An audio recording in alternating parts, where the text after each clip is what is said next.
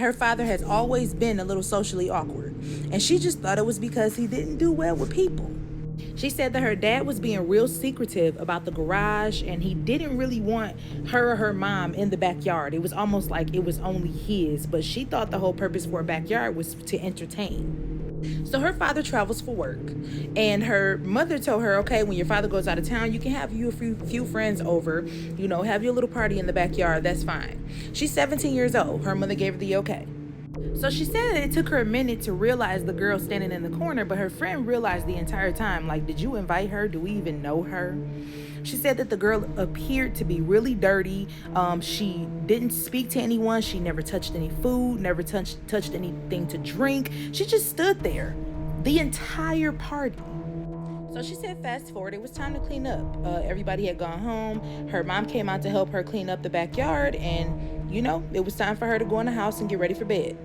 So she says she's in the shower and she sees a human figure, walk past the shower curtain. Instantly she stops and she pokes her head out there because she thinks that it's her mom in there, maybe looking for something in the drawers like she always does. But instead, to her surprise, she looks down and there's the girl that was standing outside in the backyard next to the garage, crouched down. She's squatting down outside of the bathtub.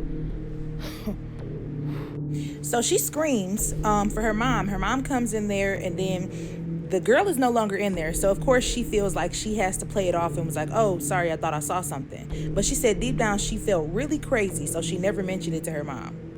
So now she says she's getting dressed for bed. She went ahead, she laid down, and while she's laying down, she said that she heard like something drop. She puts her head up. She scans the room. There's nothing there. So she went ahead and she slid her sleeping mask over her eyes and she laid down in the bed. So then she says that after she laid back down and she slid her sleeping mask back over her eyes, she said that she felt somebody slip into the bed with her. Now, she said that she slid her mask back up and she slowly glanced over. And when she did that, she said she saw the girl out the corner of her eye. And the girl sat up in the bed and then grabbed her face. She said when the girl grabbed her face that she couldn't move and she just sat there. But she said that she saw a glimpse of what happened to her, and she can see that the girl was buried, but she does not know where, and she didn't see who did it. So now it's the next day, and she pretty much chalked all of it up to it was a bad dream. Fast forward to now her dad is back home from out of town, and she says that he was acting weirder than normal.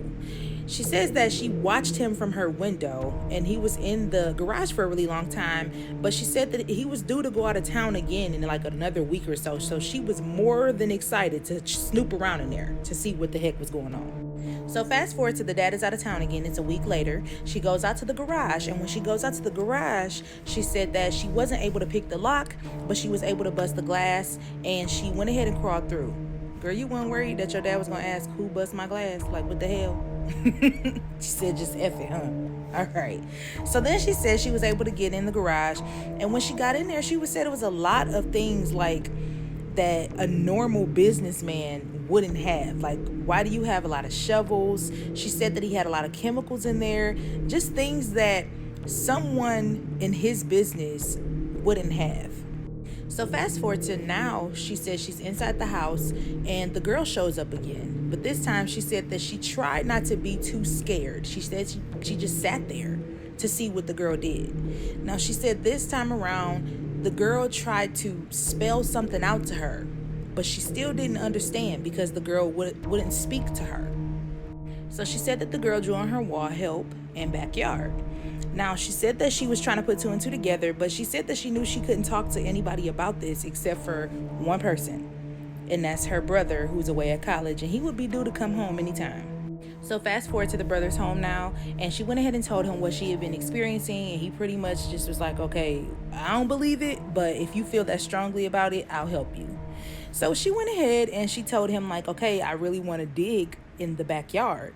So the brother is really rebellious. He doesn't care about how the dad feels about things. So he helped his sister dig up stuff in the backyard.